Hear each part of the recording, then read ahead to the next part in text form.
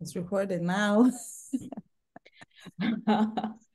Sorry about that. Yeah. So Neto is the founder of Wella Health, an insurtech company for those who are from Africa, again, specifically Nigeria. I can speak because I'm originally from Nigeria. I could understand the struggle when it comes to insurance. Personal story of mine is that last year my dad passed away, and the biggest challenge we had was around the medical bills, right? That's not to say we did not have the finances to support his health, but it would have been nice to have an insurance company step in and provide that support. And this is one of the solutions I believe Wella Health is proposing and bringing into Nigeria and to Africa as a whole. And by training, can I say that? He's a physician. I'm not sure if he's practicing, but he can say that once he does his intro. And Wella Health is pretty much one of our biggest success story out of Lion's Den. Neto joined the competition in 2017 and won. And I'm really excited for what he's doing and can't wait for him to share. But I believe the story is always much better from the horse's mouth. So Neto, please introduce yourself and a bit about your startup business. All right, thank you so much, Adima. It's a pleasure to be here. I was privileged enough to win the inaugural one. I think it was the first one, first Lions Den event that I won all these many years ago. It's 7 years ago now, hard to believe it. But in that time, we've changed a fair bit. So actually, when we pitched back in 2017, the business was very different to what it is now. So back then, if you go watch the video, it's somewhere on YouTube. We had pitched this idea of working with community pharmacies to they manage data and communications for community pharmacies across Africa.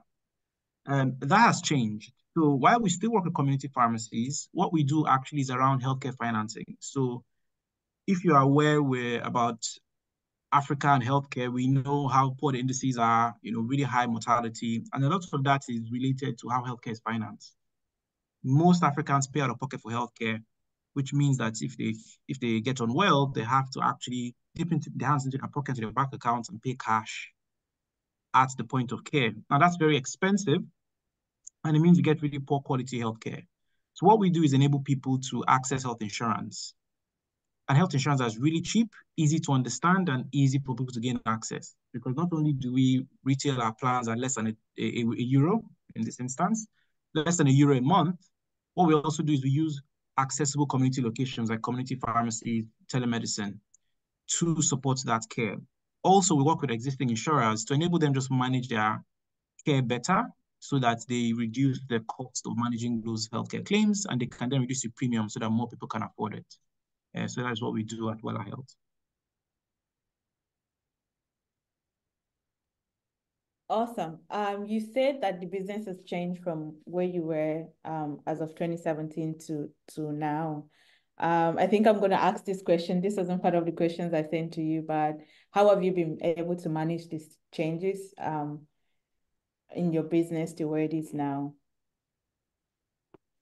I think it's most startups have to pivot at some point. And the reason is when you start off, it's very difficult to fully understand the market until you're actually trying to solve that problem and sell into the market. And so starting out, in fact, we pivoted a number of times. Starting out, I had some ideas about what the market would be like, but in practice, it was very different. So somebody asked about a go-to-market strategy. We had a go-to-market strategy, but realized that we didn't even understand the market, so we couldn't really go to it. So it was in the process of going to that market, we started to figure out actually what the market needs is different, and we need to kind of shape shift to fit what the market requires. And so we've done that process a number of times, pivoted based on the data we've collected to understand how to better serve the market. So it's a difficult, especially I think when you start off, it's difficult to eat humble pie and know that actually you don't know anything. You need to be humble and learn. But once you kind of eat humble pie the first couple of times, it's easier. So I have near zero ego or hubris about the market. I'm always open to learn, look at the data, speak to my customers, and then meet them at their point of need. Yeah. I love that saying, humble pie, be humble to learn. And just back to say 2017, and you had the idea and you saw Lions Den advertised, I hope. I'm not and you decided to enter. What was the thing that pushed you forward to decide to go into the competition?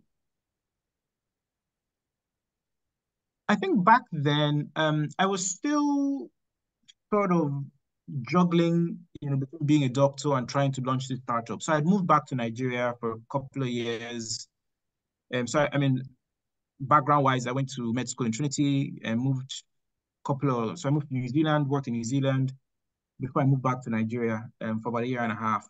And it was when I was in Nigeria for that year and a half, things were fairly difficult. I made a lot of errors, really didn't understand the market. And so I moved to Ireland, took up a job as a doctor, but still had this startup on the side and doing it sort of part-time. And so I was still trying to figure things out. And it was through that kind of time where the Lions Den opportunity came up, and it felt like, okay, this is a decent chance to go pitch about our work, see what support we could get. Because I know it was at Google at the time, and there was also some support from Google, so that was quite attractive. And I just applied. Nice. So when did you decide to, just for someone who has an idea, has a full-time job and wants to get on to do their own thing, but they're still afraid. At some point, you decided to stop working your regular job to face your startup. What's the one thing that inspired you to make that decision? For me, it's different for different people, but for me, I was spending more time thinking and working on my startup than I was thinking and working on my regular job. And so it became very clear that actually, I need to go focus on this other thing that I was just very excited about. I'd wake up at 5 in the morning, do work on it, go to work. I was a doctor, of course, in hospital.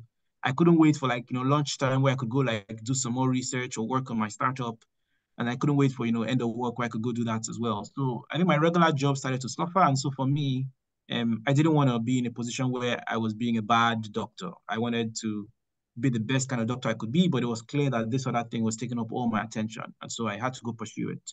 Now I went to do it full time, like I said, in Nigeria for a year and a half, and it didn't work out well. And so I kind of retreated with my tail between my legs and went back to get a job.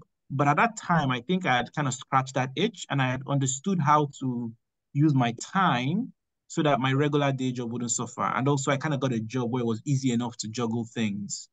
And then I went back doing it full time in 2019 when, we had gotten some growth, we had venture capital investment, and it was clear that there was something here I could go and do full time.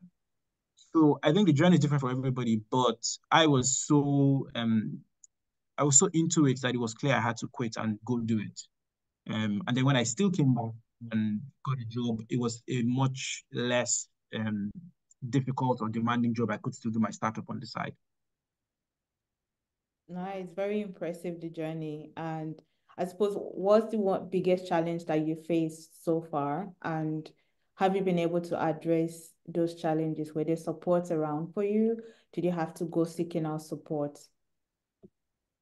Yeah, so I think the biggest challenge for every startup is this thing called PMF, product market fit. So everything you do is trying to get you to product market fit. The idea that whatever it is you've built and that you're selling, that your customers are actually taking it up and giving you enough money for you to sustain the business and make a profit. And so it's always a constant search in startup world for product market fit. And that can be very difficult to know because the answer isn't right. Like Stephanie said, the challenge with running startups is it's not black and white. There's no right answer. There's no stage somewhere that you go ask and they'll give you what you need to do or no. It's not clear. So it's a constant struggle of, talking to your customers, building products, trying to sell them, getting feedback, all of that. So that's product market fit. And there's different stages of product market fit, but that is really the core problem we're trying to solve. And everything else is a kind of feeds into that product market fit gap. So other challenges are around capital, for instance. So you can imagine the more capital you have, the more time you have to experiment to get you to a place where you can get product market fit. Now, access to capital is a big challenge, especially when you're innovating in non-traditional markets and you're a non-traditional entrepreneur. It can be very difficult to gain access to capital. So you got to be very smart about how you build, very efficient, be super lean, and just be savvy about how you know, use capital and how you attract capital. And then talent. Attracting the right talents is really difficult. You're a startup, nobody knows you, nobody cares about you, you don't have any money, but you need people to kind of come on the journey with you. So being very inventive around how you convince people, how you sell to them, how you bring them on board is really key. So those are the places we found really challenging, and we've tried to be innovative in the way we solve them. Yeah, I love the point you've made. One thing, capital, and back to why we are having this conversation today around Lions Den business pitch competition. So this is what we want to address. We want to support our community, that capital. I know when you won, I can remember the value of the prize when it was It wasn't 2,000. nearly as much, Chidima. I know, I I applied know. too early. I know, but you see, we are growing as well in APNI. Like I said, the total cash price now is 10,000 euros. So Absolutely. we're going forward and growing. So I know it's not a lot of money, but I'm just wondering because I know you were a keynote speaker at the 2021, is it? I Lions think Den so, yeah. 2022, Me too. where you talked about, just getting that money to register your business. So not like we want to steal your shine, but can you just let us know how that price paid an impact in terms of the progress of you starting wanting to, continue your entrepreneurship journey? Yeah, so I think you kind of, and the journey is very difficult and long. So those kind of small wins just helps to give you a bit of confidence. So it was a kind of small early win that gave us that confidence. It meant that it helped us to register the business in Ireland. So at the time, it wasn't registered in Ireland at all. We just had a local entity in Nigeria. Because of the kind of expenses and the worries about, filing taxes and all that, I just didn't bother. But then once we had that support and we had Dublin City Council as well, it just made sense at the time then to, register the business in Ireland. So it's still, the holding company for Wella Health is still an Irish-based company. We've subsequently raised millions of dollars of venture capital that's gone into that, business, that holdco in Ireland. So one thing you can definitely say is APNI has directly contributed to, FDI coming into Ireland because, millions of dollars has come into the company as a result. We love to hear that. Yeah. But yes, the cash price is important, but also in terms of support, right? What support that, I mean, besides capital, do you think that, because this recording, it's gonna go on the internet, right? You Mm. have companies who are interested in supporting people of ethnic minority background around, entrepreneurship journey, startups here and there. What would you say besides capital that would be of incredible support for startup founders within our community? Yeah, so again, it's a few years ago, but there were a number of kind of sponsors or community supporters that were able to give some help. So I recall Google, I had a chat with a couple of folks from Google around, the services Google can provide, whether it's ads, whether it's thinking globally and expanding. So I had a couple of meetings at Google HQ, and again, very inspirational. So being able to walk into Google and just see what the potential is with technology, that was excellent. There was a lot of marketing support as well, with another entity. I forget who they are, but got that. There were some mentors. Some of the judges kind of became mentors. I was able to meet up with, bounce ideas off. And there was a little bit of community as well with other people that have gone through the process. And I think that standing up in front of people and trying to justify what you do, it really helps you to first of all articulate what it is you're working on, especially when you're early on, and then try to kind of respond to questioning and just justify what it is you're doing. It really helps you to kind of think logically about your work. So those are some of the things that I recall being helpful.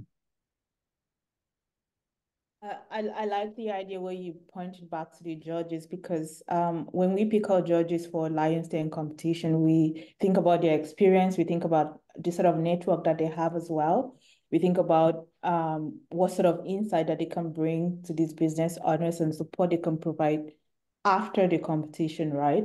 Because I do know, yes, we get top three winners, but that does not mean the other contenders, their ideas are invalidated and stuff. So it's providing that access to community, like you said, to a network, to mentors, which I'm very excited that this year we have a partner that's going to sponsor masterclass for our top 6, and then tailored masterclass for our top 3 2024 cohort.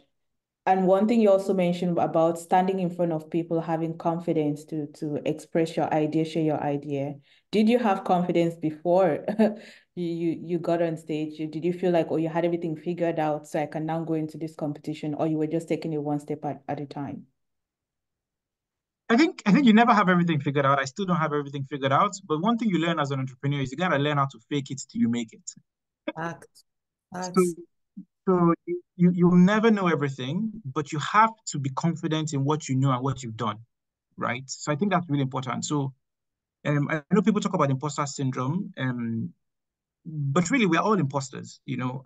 I've worked in medicine, I've seen people in intensive care units, and even they don't fully know what they're doing sometimes, right? So I guess the advantage I had coming into this is I'd seen very difficult scenarios where you weren't really sure what was going to happen, but things turned out okay. So I was always of the I always had that ability to take a step of faith, be confident in the current scenario I'm in, and talk about the work that I'm doing with confidence, and that inspires confidence in people as well. So I guess if there's one thing advice I could give is, you don't know it all, but what you know, right? And if you've put in the work, you should get up in front of people and speak about what you've done confidently because you've done it and you know the work. And nobody knows it better than you, actually, as it turns out, because it's your idea. It's the work you've done or you're interested in. There's some passion fueling you. So be confident about that. Love it. There were some key nuggets there that are very tweetable. So thanks so much for sharing. I will leave the floor open for audience, guys. If you have any questions for Neto, please feel free. Don't be shy. Unmute yourself. Come on camera. And ask away.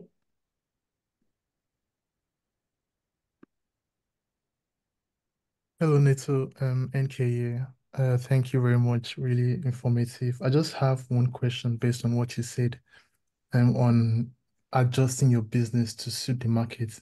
And I'm wondering, how are we able to do that and also stay true to it without losing your original idea? Yeah, great question. So, as it turns out, if you want to be in business, you don't matter, right? So, again, humble pie. So, you don't matter. What matters is the market and your customers. And I think once you understand that dynamic, because it takes some time to understand it, because we all go into this with, very fixed ideas about what we want to do. But once you understand that dynamic, I think what it then helps you to see is what you're really passionate about or what you should be passionate about. And I find that the best entrepreneurs are in love with problems, not ideas. Because ideas come and go, ideas are very fickle, actually, but problems are there and they last. And so for me, while I had an idea that I thought was a good idea, what I was actually more passionate about was the problem I was trying to solve. And if you're passionate about that, then you're flexible on how you solve that problem. And you should be flexible because you don't know how to solve that problem. So I would say don't be too wedded to any ideas, but be wedded to the problem, understand the problem, dig into it, fall in love with it, and then you can figure out how to solve it in a way the market will pay you for it. Thank you very much. Really appreciate that.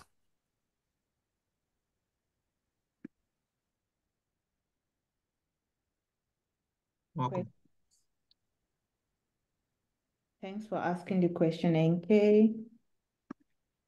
While they're thinking, I'm just curious, how many rounds of funding have you gone through?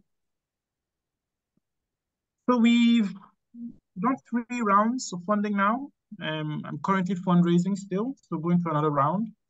But it's a difficult, long, drawn-out process. Don't recommend it to anybody. If you can avoid fundraising, please do. It's quite challenging.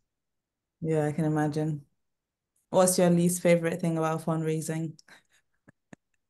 Everything. There's nothing fun about it. I'm dreading it so much. Yeah, there's nothing fun about it. And I mean, you see these announcements on TechCrunch or the tech blogs, and they make it look very easy, Yeah. but it isn't at all. And especially if you're, working in an under-resourced area that's not, what venture capitalists traditionally try to invest in, and you're like you're not with the in crowd as far as founders go, it can be really challenging if you don't have the right network. So, it does take a while, and you do have to learn very fast how to do it. Because a lot of times, venture capitalists are all very networked. And, if you kind of bomb the first few who are really important, it can be very difficult to get momentum going to get other venture capitalists to back you. So it's something you have to get very skilled at very quickly. And so kind of learning and talking to other founders, having mentors that have fundraised before, are really, really helpful. Yeah, I love it. One thing I was going to ask is around unique selling proposition, because I imagine if you think about the problem, right, a lot, and then propose a solution. But imagine there will be some people out there where, say, VCs, they will see a lot of slides, a lot of pitch deck and all that. How do you differentiate yourself, from others where, VCs pretty much, I'm sure even if they're viewing 50, deck per week, per day, what do you do to stand out? Yes, really good question. You're right. So VCs see a lot of decks. I think the average time VCs spend on a deck is like 2 minutes. They don't spend a lot of time on the deck at all. So you really need to stand out. So I think about it in the 3 T's of fundraising is how I think about it. So, and it depends on your stage. Each one of these T's will matter more.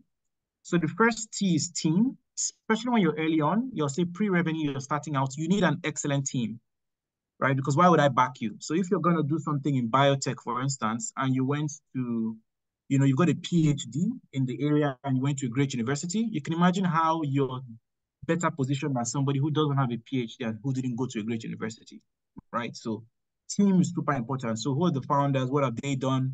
If you have a founder that has exited a company in the past, he sold the last company for $100 million, obviously it's going to be easier for him or her to fundraise.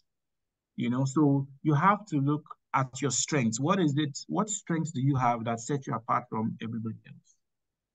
Or how can you build a team that has that strength to complement you? So you may not have the Stanford or Harvard PhD, but can you convince somebody from Stanford or Harvard to come join you?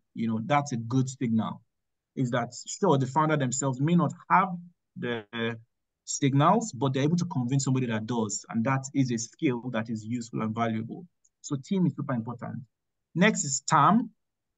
So TAM stands for total addressable market. So venture capitalists, if you're going to go down that route, now that's not the route everybody should go down. By the way, I think there's value in building businesses that don't need venture capital. But if you go down that route, venture capitalists require large markets, right? So on your pitch deck and when you talk about your business, you're going to talk about the market size. Now, there's multiple ways to define or describe a market, but there's usually a total addressable market. And usually that has to be a big market. It has to be in the magnitude of billions of dollars.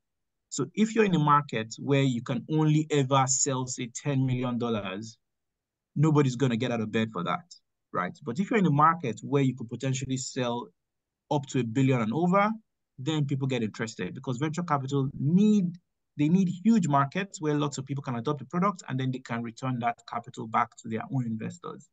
So a huge market. So you always want to craft your story around a market that is big and growing. So your markets can be big, but it could be shrinking, So if you say started a company that was trying to do diesel engines, that's going out. It's more electric, so you have to have a big market that's growing, not a big market that's shrinking. So time is really important. And have credible insight around that market, So what is it that you know about the market that others haven't figured out? What is kind of that unique insights that you have? Then finally is traction. So this is the most important part, actually. It beats everything else. So if you don't have a great team, you went to a community college in the backwaters of nowhere that nobody knows, your market is kind of a bit, nobody really understands it. You're trying to say it's $1 billion market, but nobody has ever really gotten it before.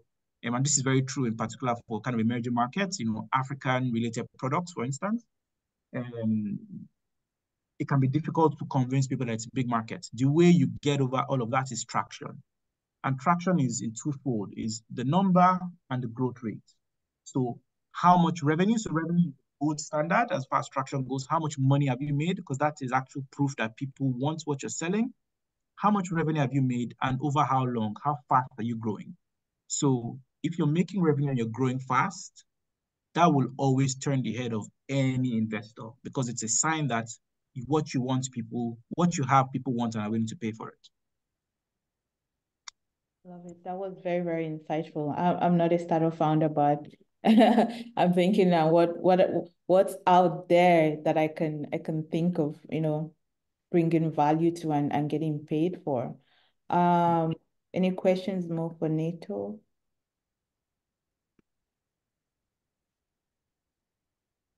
Hi, Neto.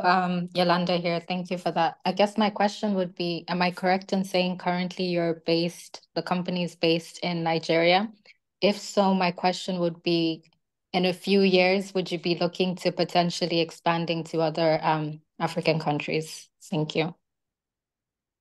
Yeah, thanks. So we have a holdco in Ireland. So from a structure perspective, a holdco in Ireland, and that holdco, so holding company, owns entity in Nigeria, and we are looking to expand across Africa. In fact, we have a diaspora product, which is essentially us expanding across Africa, where you can, if you're in the diaspora, say you're in Ireland, you can buy healthcare and healthcare services for your family back home. So you've got a family with a chronic disease like diabetes, hypertension, you need somebody to look out for them, send their medicines to them, go check them up. You can, pay for that in Ireland, and then somebody will go to deliver the medicines, check on them, or even say, health insurance to do that. So that is our first foray into going beyond just Nigeria. So we have that service available to people in the EU, in the UK, and in North America. And it's available in not South Africa. That's on the roadmap, but it's available in Kenya, Nigeria, and I think Ghana. But our goal is to be all across Africa to help African diaspora to manage healthcare in a quality way for their families back home. Amazing. So I think I'm going to throw this question to the both of you. Thanks so much for answering that, Yolanda. It sounds amazing. So what has been your biggest mistake so far, since you started to now? I wouldn't say mistake, biggest learning, right? Sorry, was someone about to say something? No, I think that was me. So that's been your biggest learning since you started to where you are now. I would say just be very sure and be very certain about who you ask to join your team. Because when I did start, I had a different co-founder and things didn't work out in that relationship. So I feel like that kind of set me back a bit. So it is very, very important to be very, be certain in the relationships and the people who you actually ask to join into your team. Yeah, so I'd actually say something quite similar. And I would say be ruthless. It's not a nice word, but honestly, that is actually what you need. Fire people fast. Yeah. Yeah. So what I've learned is people don't often improve. They get worse. And so if things don't start on a great note, the chances of it getting better is almost none. And I think the biggest errors I've made has been sort of being too forgiving and giving people excuses and not just pulling the plug earlier. And so, a startup aphorism is, hire slow, fire fast. And it's very difficult to do because, it's gut-wrenching, but actually it pays off to just fire people fast and be a bit more ruthless in deciding things quickly, moving fast, and not kind of dilly-dallying over decisions. You will never have all the information you need. You have to be comfortable with making decisions on partial information and just going with it. Like, you have to sacrifice kind of, comfort with the decision for speed. I think speed is really, really important when you're working in startups. And that's what I would say has been the biggest learning for me. And those are the errors I've made in the early days.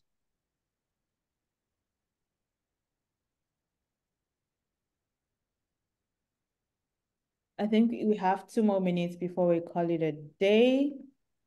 Any questions for our speakers?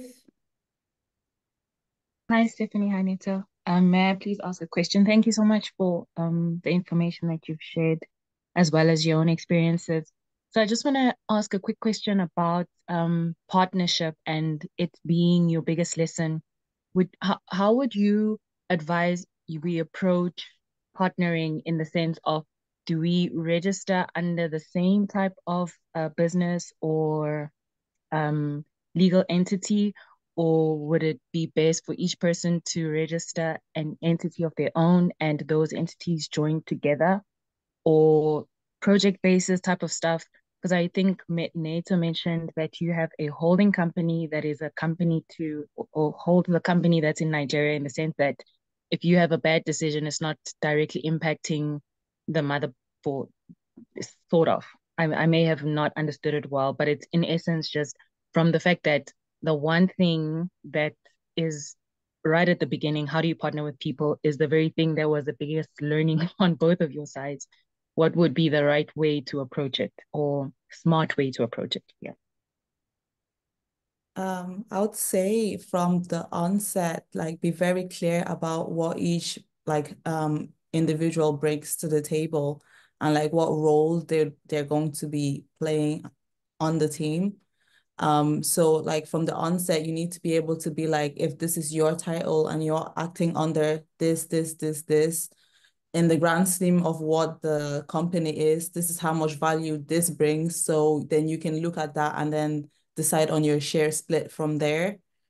And then obviously keeping in mind that when your shares do dilute down, when you have investors or when you have, if you're going to give to employees, so you can put that down the line. But I think that first of all, you need to look at what each person is bringing to the table with a proper breakdown, like actually write it out in what parts of the company they are going to be contributing to, and include that into the contract, along with like maybe like a breakdown of what the shares would be. So like maybe after X amount of time, they'll get this amount of share, this amount of time, they'll get this amount of shares. So it's not like they join the company and they can do the bare minimum and get the most amount of shares, you know? So it's kind of like, you do have to give and take and kind of like find a bit of a balance. No, just saying it. Yeah, so what Stephanie described is called vesting. So that is the gold standard for co-founder arrangements. That when you try to work with somebody, you bring them on board to be a co-founder, you do not give them the shares straight away. So they have to vest those shares. And there's usually a cliff as well. What a cliff means is your shares will not accrue to you until you serve a certain time. Because what happens a lot is, you and your friend, you come and then you say, okay, we're going to do this 50-50. It's all, sunny, there's roses, there's, champagne flying everywhere. Everybody's happy. We're going to be millionaires. But then very quickly, life happens and the business isn't going well. Somebody else has something else on the side. They might get a new boyfriend or girlfriend. All of a sudden, they're not interested in this startup thing on the side that they're doing alongside their job. All of a sudden, one person is doing all the work. And then an investor comes in and says, you know what, I want 20% of this company. I'm going to give you $2 million. Now, all of a sudden, you've got somebody that's got 50% of your company and actually hasn't done any work at all in the last year. So the way you guard against that is having a co-founder agreement that has a period where they earn their shares over. In Ireland, the law is a little bit different, so you'd have to talk to a lawyer about this. But essentially, if you say have 50% of the company, you would earn the 50% over 5 years. So 10% for every year you do. If you leave before 1 year, you get nothing. But if you leave after 1 year, you get just 10%. And then if you do 5 years, you get the whole 50%. So that's the best way to do it. And you're also aligned, and it reduces the amount of conflict you have.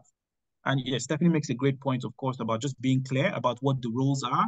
And I would say having regular meetings about how things are going. So put it on the calendar, sit down every week. I suggest weekly, to talk about how things are going. So you don't go too long without results, and have some type of a metric to figure out how things are going. And I would say that at least one principle that I now imbibe, I didn't do this early on, but never hire people you cannot fire. So if it's a brother or a sister, that can go quite well, but it can also go quite badly and you may not be able to get rid of them, right? So be very, know what your own kind of personal capacity and your own ability emotionally to deal with these things, because they're all really emotional decisions, right? And just be very clear that you know what the downsides are, and optimize for the worst possible outcome. Yeah, I was What's actually that? going to say, keep in mind to maybe add a clause for an instance where there's a breakdown in communication. Because I know it's a worst case scenario, but there could be a time where if you and your co-founder are absolutely not getting along, you need to have something in place to de-escalate that. Yeah, exactly. Yeah. So that's it. That's how I'd approach it. Sure, thank you. Thanks so much, Thank Stephanie. you. It's a really great insight. And one last question, and then we're going to wrap up. What makes the perfect pitch, right? Lions Den competition is all about having the perfect speech, whether it's through your slide deck or standing in front of people. What do you think in 1 minute, each of you, what do you think makes the perfect speech? I would say, I mean, there are a lot of things to make it the perfect pitch, but if I'm talking about the technicalities, I would say pace yourself and like take deep breaths. So it's actually better to take your time and explaining less things than to rush things through and people not catching on to what you're saying. Yeah, so great advice. I would say that I've done a lot of pitches over the years. One thing that always sticks out for me doing a pitch and also for people listening and pitches I've listened to is having a story in that pitch. People forget everything, but they never forget a story. And what is a story? So a story is a specific relation of an event that happened to a person. So there's usually a protagonist. And there's usually a challenge. So you've got this protagonist that you put up there that people can relate to. Then there's a challenge you introduce that this protagonist faces, and eventually there's a resolution.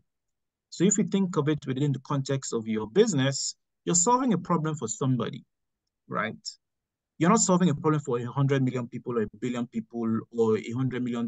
That's the mistake people make. They come and say, oh, my problem cost $1,000 or $1 million and I'm going to solve it. No, you're talking about the person that has the problem.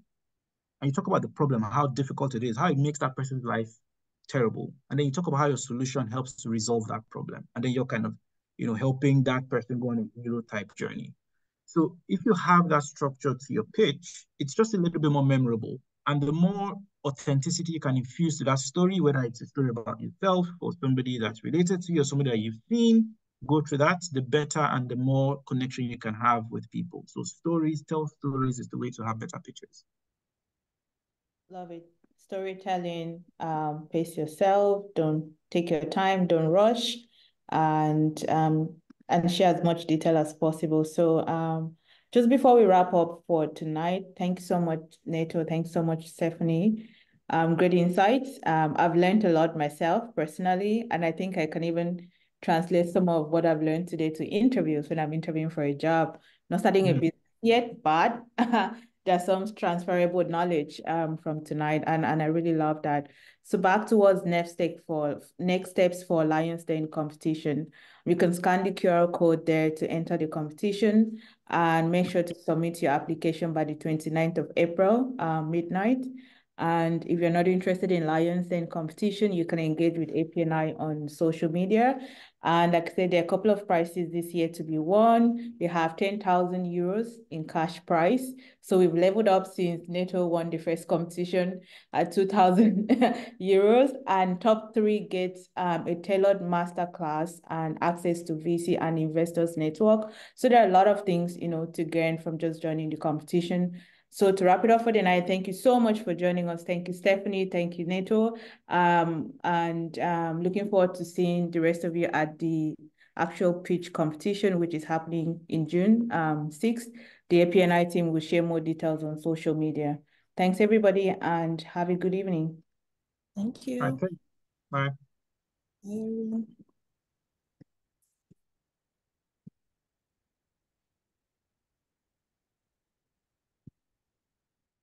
All right, so I'm just seeing the chat now.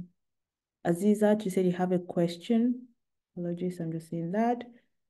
Are you still on Yes, I'm still here. Sorry.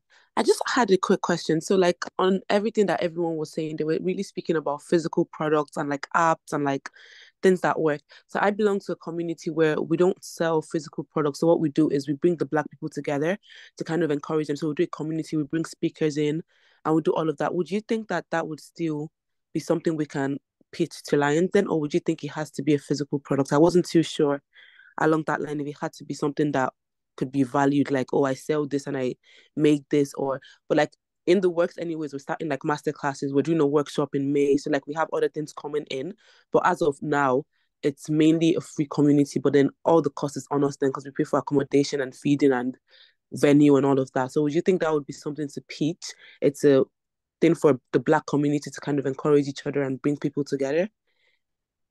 I would say, first off, congratulations on what you're working Thank you. on. It's exciting. And second thing I will add is don't discredit yourself. So Okay.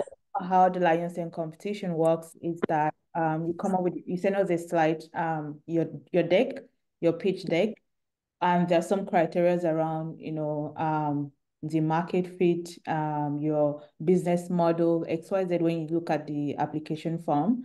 So what now happens next is we'll pull the application and send it to an independent committee. Okay. Shortlist the top 6. Then they go into public voting. So the top 6 goes into public voting where the APNI community gets Okay. which votes which business they think has the most exciting idea and has the potential to scale, has the Okay. potential to grow XYZ, has the potential to make money. So there are a few things. So there are a few steps along the competition. So don't discredit yourself earlier on. Just work on your pitch, work on your idea, work on how you want to position yourself in the market, XYZ, and just send in the application. You just never know.